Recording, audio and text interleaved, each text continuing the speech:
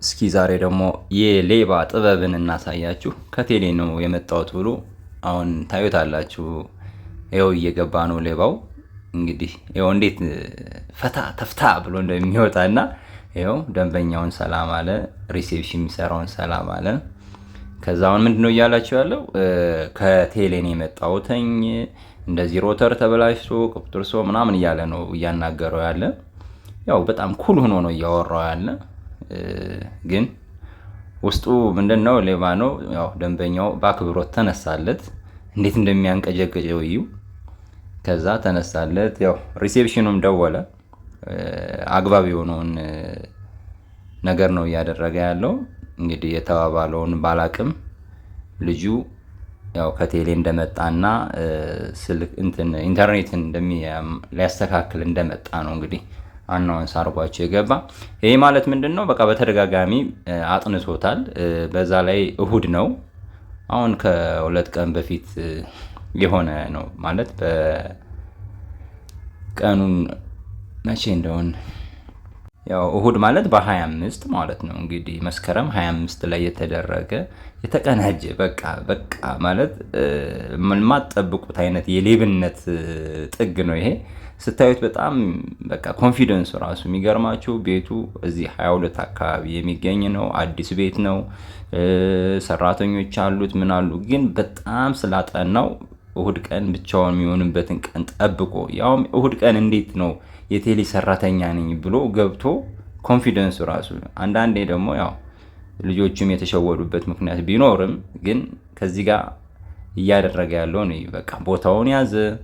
ከዛ በኋላ ልጁን ግራ ያጋባዋል። ምን ይለዋለኝ? ያው እንደዚህ ነው ይለዋል። ኮንፊደንሱን እያያችሁት ነው። አሁን እውነት አሁን ይህን የሚያከራይ ሰውዬ ወይም ያከራየች ሴትዮ እውነት ከሱ ክራይ ተቀብላ ትበላለች? ፊቱ ይታያል፣ ሰውነቱ ይታያል፣ ሁሉ ነገሩ ይታያል። እና ወገኖቼ እውነት ነው የምነግራችሁ፣ እንዳትሸወዱ። ከቴሌን የመጣነ ከመብራትን የመጣነ ከዚህ ከመንግስት ተቋማት ነው እየመጣን እያሉ በብዙ መንገድ ዘረፋ እየተካሄደ ነው። ቀጥዬ እኔ ኢትኬርን አሁን ለምሳሌ ባለቤቱ ይሸጥ ብሏል ብለው የ13 ሚሊዮን ብር መኪና ይዘው መጥተው ተከራይተው ምን ሊሰሩ እንዳሉ ደግሞ እሱንም ደግሞ መረጃ እሰጣቸዋለሁ። ብቻ ግን ይሄኛው ያው ቪዲዮ ስለደረሰኝ ልንገራችሁ ብዬ ነው። እና ያው አሁን እያወራ ነው ወይ ከባለቤት ጋር እያወራ ነው ወይ ከስራ አስኪያጅ ጋር እያወራ ነው። ሪሴፕሽኑም እንደምታዩት ነው እንግዲህ። ሪሴፕሽኑ የሚከፍታትን እዩት፣ መሳቢያ። ከዛ ደግሞ እንግዲህ እንግዳ ቆይቶ እየወጣ ነው። ልጁ ብቻውን መሆኑን በደንብ እያስተዋለው ነው ምናምን። ያው ያ ደግሞ በዛ በኩል ቁጭ ያለው ደግሞ ደንበኛ ነው፣ የሚያውቀው ነገር የለም፣ አርፎ ነው። ይሄኛው ግን በቃ እያስተዋለው ነው። አሁን ያወራል። ምን ይላል? ያው እንዴት እንደሚያረጉ እያቸው ምን ያህል ኮንፊደንሳቸውን ነው ማየት ያለባቸው። የሌባ አይነ ደረቅ ማለት ይሄ ነው። ይኸው ኮምፒውተር እኔ ከኮምፒውተር ጋር የተያያዘ ኢንተርኔት እንደዚህ ነው ምናምን እያለ አሁን በቃ ቀብጥርጥር እያለ ነው። አንዳንድ እንግዲህ ያው ሪሴፕሽኑ ምን እንዳለ እኔ ያወቅኩት ጉዳይ የለም። በቅርበትም ገና አላናገርኩትም። እንዲሁም ሲሄድም አናግረዋለሁ። ለማንኛውም ግን እዩ የሰው ልጅ የስርቆት መጠን በምን ያክል መንገድ እንደናረ ማየት አለባቸው። እሁድ ቀን ነው። የቴሌ ሰራተኛ ነኝ ብሎ መጥቷል። አንዳንዴ እሁድ ቀን መሆኑም ላይ ዞርላችሁ ይችላልኝ። ምክንያቱም የሌባው ኮንፊደንስ ከባድ ነው። ላውድ አድርጎ ነው የሚያወራ። ምን የሆነ ነገር ነው የሚል ምናምን። በቃ ጀስት የስርቆት መንፈስ እንኳን የማታዩበት ሰው ነው። ሽክ ብሎ ለብሷል ምናምን። አሁን ታዩታላችሁ እጁን እንዴት እንደሚያደርግ እዩ። እጁን እንዴት እንደሚያደርግ እዩ። አያችሁ አይደለ?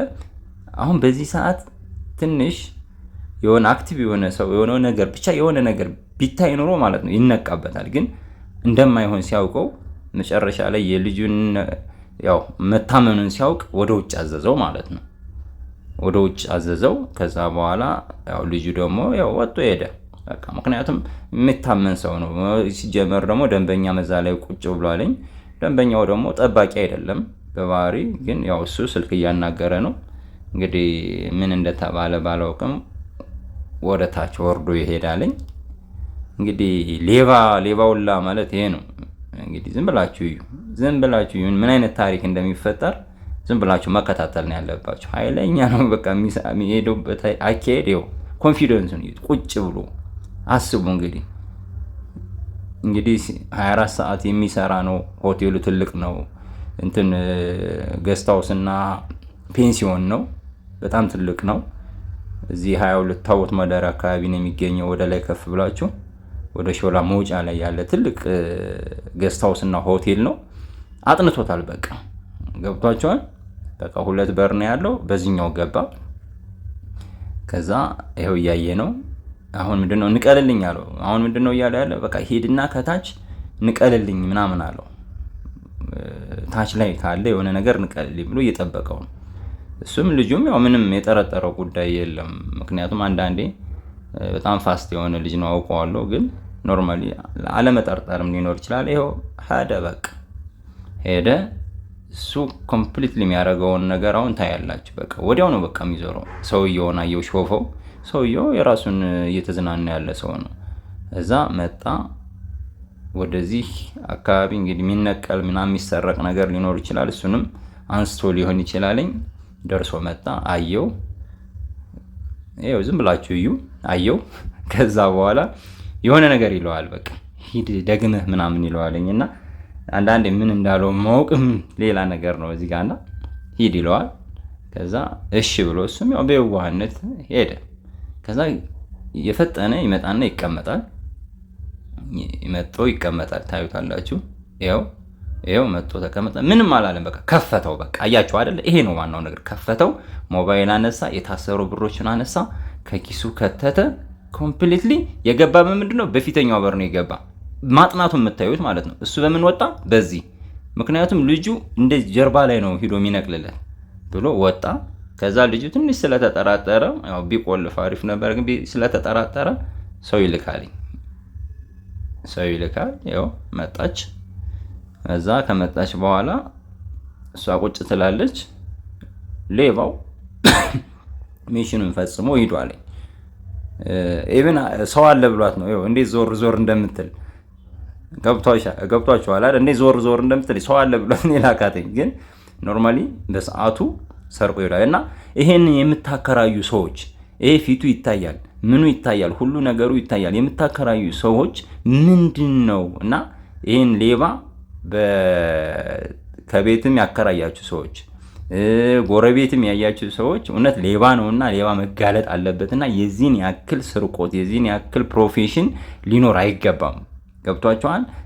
ነገ በኔ ነውና የቴሌ ሰራተኛ ነኝ ብሎ እንደዚህ ዘንጦ ምን ብሎ የወሰደው በጣም ውድ ሞባይል እና እንግዲህ ከየሆነ ፓርት ላይ የተሰራ ብር በጥሬ የተቀበሉትን ገንዘብ ነው ይዞ የሄደው እና ይሄ ደግሞ የላብ ውጤት ነው እና ገንዘቡ እና ሞባይሉ ምንም ላይሆን ይችላል። ግን አንዳንዴ እንዲህ ያፈጠጠ ሌብነትን ወንጀልን መከላከል አለብንና እንድታጋልጡ ስል በጽሞና